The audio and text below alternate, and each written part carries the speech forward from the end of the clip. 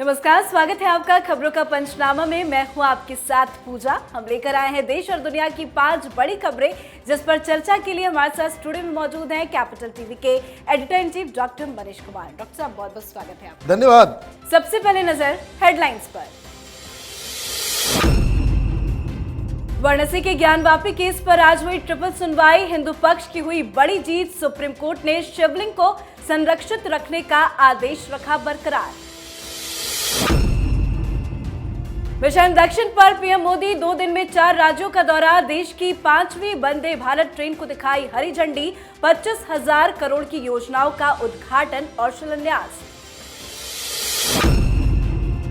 शराब घोटाले पर मनीष सिसोदिया पर बड़ा आरोप। 2 कंपनियों से लिए 100 करोड़ रिश्वत।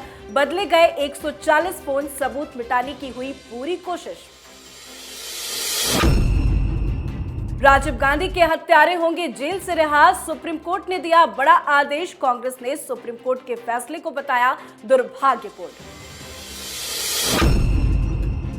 यूएन में सदस्य देशों ने उठाया सीएए का मुद्दा। भारत ने कहा अल्पसंख्यकों के कल्याण का सही तरीका। भारत ने नागरिकता कानून पर आपत्ति जताने वालों को दिया करारा जवाब।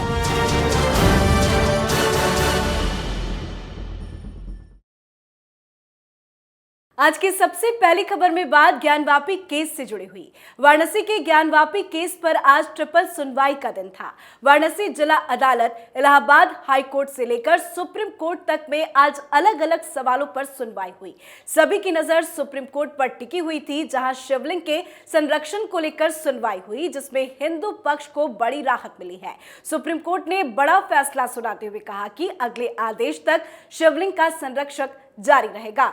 ज्ञानवापी केस पर आज ट्रिपल सुनवाई हुई। हिंदुओं की कितनी बड़ी जीत। देखिए, ये अब बिल्कुल साफ साफ नजर आ रहा है कि वहां पे एक मंदिर है।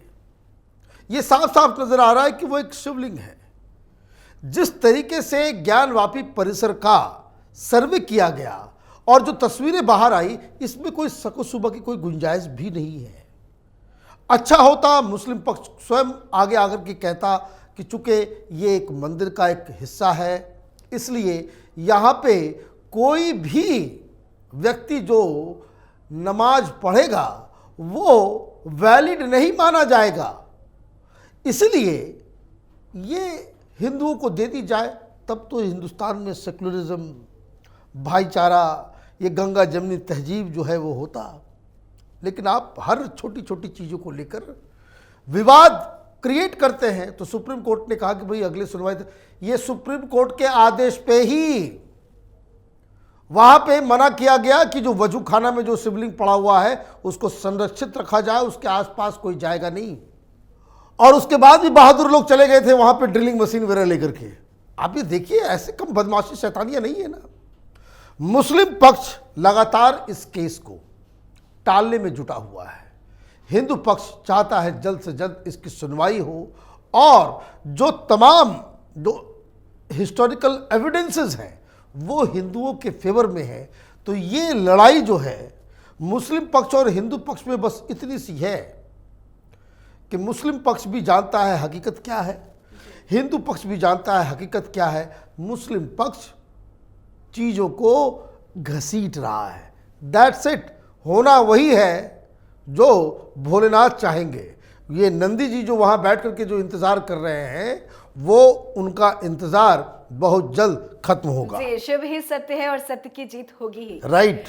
दूसरी खबर में बात पीएम मोदी के मिशन दक्षिण भारत की। प्रधानमंत्री नरेंद्र मोदी आज से दक्षिण भारत के 4 राज्यों के 2 दिन के दौरे पर हैं और इस दौरान वो कई कार्यक्रमों में हिस्सा लेंगे। आज सुबह दक्षिण भारत की पहली वंदे भारत एक्सप्रेस ट्रेन को पीएम मोदी ने हरी झंडी दिखाकर रवाना किया। साथ ही उन्होंने भारत गौरव काशी दर्शन ट्रेन को भी हरी झंडी दिखाई। इतना ही नहीं, बेंगलुरु एयरपोर्ट के नए टर्मिनल का भी शुभारंभ किया। कुल मिलाकर 25,000 करोड़ की योजनाओं का उद्घाटन और शिलान्यास कर दक्षिण भारत को बड़ी सौगात देने पहुंचे हैं। पीएम मोदी का दक्षिण भारत का दौरा कितना अहम। आज बेंगलुरु में जिस तरीके से प्रधानमंत्री मोदी का स्वागत हुआ, ये जो मोदी मैजिक है ये खत्म होने का नाम नहीं ले रहा। लेकिन मैं कभी कभी डर जाता हूँ इस बात को लेकर कि किस तरीके से वो सुरक्षा घेरा को छोड़ के वो लोगों के बीच घुस जाते हैं। प्रधानमंत्री कि सुरक्षा के ऊपर स्पेशल ध्यान देने की आवश्यकता है, ये बात तो अलग है। लेकिन क्या एयरपोर्ट बना भाई, बेंगलोर का जो इंटरनेशनल एयरपोर्ट का जो सेकंड टर्मिनल जो हुआ है, इको फ्रेंडली एयरपोर्ट, आप तस्वीरों को देखेंगे तो आप थोड़ा सा आपको लगे कि बहुत ही सुंदर तो है, लेकिन उसकी विशेषता भी समझ लीजिए सिर्फ और सिर्फ बांस की लकड़ी से उसका सजावट जो है किया गया है। तो दो चीज़ें बहुत ही, वंदे भारत के बारे में आपने बता दिया और एक नया टर्मिनल, क्या मतलब है इसका। कर्नाटक में भी चुनाव होने वाले हैं, चुनाव से पहले ही आप देखिए किस तरीके चीज़ें, और ये टेक्निक, ये प्रधानमंत्री मोदी का एक अनोखा टेक्निक है। हिमाचल में कल क्या है, मतदान है, वहाँ प्रचार हो नहीं सकता। आप इतनी बड़ी बड़ी योजनाएं आप बेंगलोर में दिखा रहे हैं, कर्नाटक में दिखा रहे हैं और लाइव प्रसारण हो रहा है। तो प्रधानमंत्री की प्रचार प्रसार का भी एक यूनिक स्टाइल है जो कांग्रेस पार्टी वाले अभी तक समझ नहीं पाए हैं। जी, जो शिलान्यास और उद्घाटन हो रहे हैं उसका असर चुनाव में देखने को मिलेगा? बिल्कुल मिलेगा। लोग जब इस तरीके से प्रधानमंत्री को देखते हैं कि विकास कार्यों को घोषणा करते हुए और उद्घाटन भी करते हुए समय सीमा के अंदर योजनाओं को पूरा करते हुए, तो एक विश्वास जरूर जगता है कि ये लीडर है जो सिर्फ वादे नहीं करता बल्कि चीजों को करके देता है। जी, अगली खबर में बात दिल्ली शराब घोटाले से जुड़ी हुई, जिसमें ईडी ने बड़ा दावा किया है। दावा है कि मनीष सिसोदिया ने शराब घोटाले के डिजिटल सबूत मिटाने की कोशिश की। मनीष सिसोदिया समेत करीब 34 वीआईपी लोगों ने डिजिटल सबूत मिटाने के लिए करीब 140 मोबाइल फोन बदले। ईडी का दावा यह भी है कि इस मामले में 100 करोड़ रुपए की रिश्वत दी गई, साथ ही 2 महीने पहले ही शराब नीति लीक कर दी गई। ईडी की तरफ से जो खुलासा हुआ है, क्या लगता है कि मनीष सिसोदिया ने सबूत मिटाने की पूरी कोशिश की? देखिए, सबूत मिटाने की तो कोशिश ही नहीं, ये तो पूरा का पूरा इन्वॉल्वमेंट लग रहा है। आज केजरीवाल का कोई ट्वीट नहीं आया, आज सौरभ भारद्वाज को कोई प्रेस कॉन्फ्रेंस नहीं हुआ, आज कोई बचाव के लिए कोई सामने नहीं आया, और मीडिया वाले, टेलीविजन वालों को भी तारीफ करनी चाहिए कि इतना सब कुछ हो गया, कहीं कोई जिक्र नहीं हो रहा, कोई जिक्र नहीं कर रहा कि ये भगत सिंह के औलाद की पार्टी जो है ये रंगे हाथ पकड़ी गई है। ये चोर की दाढ़ी में तिनका वाला मसला है। भाई, तुम 34 लोग जो इस पूरे कुचक्र में थे, 140 फोन को तुमने तोड़ दिया, डिस्ट्रॉय कर दिया। क्यों भाई? एविडेंसेस खत्म करने के लिए। इन्होंने फिल्म देख ली होगी सर्जिकल स्ट्राइक, उसमें जो नेशनल सिक्योरिटी एडवाइजर है, एक कॉल करता है और फोन तोड़ के फेंक देता है, न रहेगा बांस न बजेगी बांसुरी। तो मनीष सिसोदिया ने कितने फोन बदले, इस सवाल का जवाब देगा, और क्यों बदले। ये ईडी जो कह रही है कि 34 लोग 140 फोन को इन लोगों ने डिस्ट्रॉय किया, चेंज किया, और सरकारी पैसे से ही 1 करोड़ 40 लाख रुपए। कौन सा फोन था भाई? और ऐसी क्या बात थी कि आप ये सारा कुछ कर रहे थे? तो ये शराब घोटाले में 2 की गिरफ्तारी हुई है, और भी नई चीजें सामने आ रही है, और ये कोई हवाई दावा नहीं है। ये भारतीय जनता पार्टी का या किसी पत्रकार का, किसी मीडिया वालों का दावा नहीं है। ये दावा कि इस तरीके से एविडेंस को मिटा रहे थे मनीष सिसोदिया, ये बाकायदा रिमांड लेने वाले जो लेटर है, जो 2 लोग नए गिरफ्तार हुए, तो कोर्ट के अंदर बाकायदा ईडी ने इसे सबमिट किया है कि ये हमारे पास एविडेंसेस हैं। बहुत जल्द मनीष सिसोदिया का नंबर लगने वाला है। जी, चोर जितनी भी चोरी कर ले, सबूत तो कहीं रह ही जाता है। बिल्कुल रह जाता है। अगली खबर राजीव गांधी हत्याकांड से जुड़ी हुई, जिसमें सुप्रीम कोर्ट ने बड़ा फैसला सुनाया है। सुप्रीम कोर्ट ने पूर्व प्रधानमंत्री राजीव गांधी की हत्या के मामले में आजीवन कारावास की सजा काट रहे दोषियों को जेल से रिहाई करने का आदेश दिया है। राजीव गांधी हत्याकांड में उम्र भर के लिए जेल में बंद नलिनी और आरपी रविचंद्रन सहित 6 आरोपियों को सुप्रीम कोर्ट के आदेश पर रिहा किया गया। सुप्रीम कोर्ट के इस फैसले का कांग्रेस ने विरोध किया है। डॉक्टर साहब, सुप्रीम कोर्ट का यह फैसला सही है या गलत है? बिल्कुल गलत है।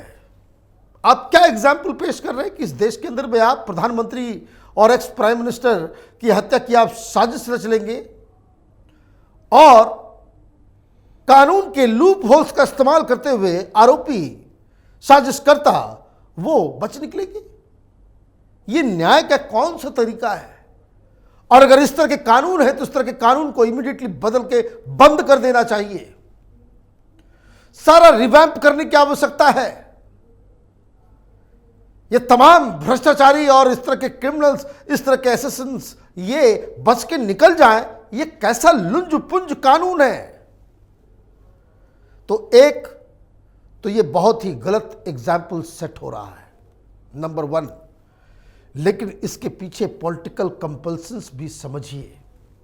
आज कांग्रेस पार्टी ये कह रही है कि अनएक्सेप्टेबल है, अनजस्टिफाइड है। भाई, प्रियंका वाड्रा को क्यों नहीं रोका था जब इसी नलिनी से मिलने के लिए जेल के अंदर जाती थी और ये कहती थी कि भाई हमने माफ कर दिया? राहुल गांधी भाषण में अपने आप को महान बताने के चक्कर में आप ये कहते मैंने अपने पिता के हत्यारे से मैंने मुलाकात की, मैंने माफ कर दिया। मैंने तुम माफी भी कर रहे हो और वो रिलीज हो रहा है तो आप ये कह रहे हो कि भाई ये अनजस्टिफाइड है। ये किस तरह का कुतर्क है और ये क्यों है ये भी समझ लीजिए। ये तमिलियंस है और ये जो द्रविडियन पार्टीज हैं, जो तमिलनाडु में जो पॉलिटिकल पार्टीज जो काम करते हैं, वो सिंपैथी रखते हैं उनके साथ। ये ठीक वैसा ही है कि भाई तमिलियन हिंदूज के साथ जो है आपका जो है वो वोट बैंक की राजनीति तमिलनाडु के अंदर उस एलटीटी और उसकी वजह से होती थी।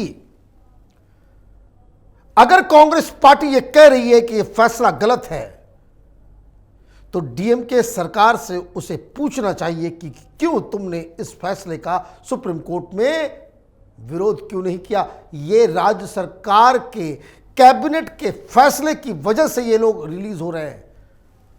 कौन है अलाई पार्टनर? डीएमके के साथ किसका अलायंस है? कांग्रेस पार्टी की। तो Congress party is a confused party. सही गलत इसका पूरा सेंस जो है वो लूज कर चुकी है। जी, आखिरी खबर में बात यूएन का मंच और सीएए पर उठे सवाल की। भारत में जब से सीएए कानून लाया गया है तब से ही इस पर बहस जारी है। अंतर्राष्ट्रीय स्तर पर भी इस पर सवाल उठते रहे हैं। इस पर भारत अपनी सफाई पेश करता रहा है। यूएन में कई देशों ने सीएए पर सवाल खड़े किए। इस पर भारत के सॉलिसिटर जनरल तुषार कपूर ने उन्हें सीएए के बारे में समझाया। भारत ने कहा अल्पसंख्यकों के कल्याण का यही है सही तरीका।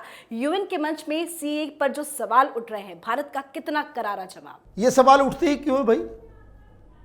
क्या लेना देना यूएन को, और क्या लेना देना है बेल्जियम को, क्या लेना देना है और भी इस तरह के देश को? आप अपने घर में देखो, हिंदुस्तान एक सॉवरेन कंट्री है और यहां के पार्लियामेंट को अपने हिसाब से अपनी सहूलियत से कानून बनाने का पूरा अधिकार है। और रही बात यूएन की, तो यूएन तो एक डिबेटिंग सोसाइटी है, सेमिनार होता है, टीथलेस बॉडी है। इनके आंखों के सामने रूस ने यूक्रेन के ऊपर कब्जा कर लिया और ये झाल बजाते रह गए। ये हमें बताएंगे कि भाई कौन सा कानून बनाना चाहिए, कौन सा कानून नहीं बनाना चाहिए। लेकिन इसके पीछे की राजनीति को आप समझिए। ये जो कांग्रेस पार्टी है, ये जो लेफ्ट लिबरल कबाल है, ये जो वामपंथियों का जो पूरा इंटरनेशनल रैकेट है, वो दबाव डालता है कि भाई सीए के ऊपर। वो इसलिए क्योंकि ये सब चाइनीज दलाली का नतीजा है। चाइना हिंदुस्तान को पूरे ग्लोबल लेवल पे इस तरीके से प्रोजेक्ट करना चाहता है कि यहां डेमोक्रेसी नहीं है, यहां माइनॉरिटी राइट्स नहीं है, यहां जो माहौल है वो बड़ा ही डिस्टर्ब्ड है और इसलिए यहां कोई निवेश ना करे। ये रियल पॉलिटिक्स है कि हिंदुस्तान को एक अनस्टेबल डेमोक्रेसी बताकर आप ये कह दो कि वहां पे इन्वेस्ट करना, यहां कंपनी लगाना, ये खतरे से खाली नहीं है। अब इस चाइनीज एजेंडा को फुलफिल करने वाले कौन लोग हैं? यही सब लोग हैं जो लोग शाहीन बाग में नजर आ रहे थे। इनको कहाँ से फंडिंग होती है? न्यूयॉर्क टाइम्स हो, वॉशिंगटन पोस्ट हो, ये सब ये जो इतिहास के डस्टबिन में जिन्हें दुनिया ने फेंक दिया है, उन वामपंथियों के द्वारा वो एजेंडा चलता है। भाई हिंदुस्तान के मुसलमानों का सीए के कानून से क्या लेना देना है? बोलते बोलते दुनिया को समझाते समझाते थक गए, लेकिन ये कुत्ते की पूंछ हैं जिनको ये समझ में ही नहीं आता कि ये सीए ये मुसलमानों की नागरिकता छीनने वाला कानून नहीं है। ये मुस्लिम कंट्रीज में धर्म के नाम पे हो रहे अत्याचार को निपटने के लिए वहाँ के जो एक्सप्लॉइटेड सेक्शंस हैं उनको नागरिकता देने के लिए, उनको एक मानवीय जीवन बिताने का मौका देने के लिए कानून बना है। हिंदुस्तान के मुसलमानों से इस कानून का कोई रिश्ता नहीं है। लेकिन क्या बात है, कोई समझाए तो किसे समझाए? सारी दुनिया अफवाह के पीछे भाग रही है और यूएन में क्या होगा? और इसलिए हिंदुस्तान की तरफ से सॉलिसिटर जनरल ने करारा जवाब दिया और इसी तरीके से जवाब देते रहना चाहिए। जी, बहुत बहुत शुक्रिया समझाने के लिए। धन्यवाद। तो खबरों का पंचनामा में आज के लिए फिलहाल इतना ही। देश विदेश की बाकी खबरों और उनके सटीक एनालिसिस के लिए देखते रहिए कैपिटल टीवी। हमें लाइक कीजिए, शेयर कीजिए और कैपिटल टीवी को सब्सक्राइब कीजिए। नमस्कार।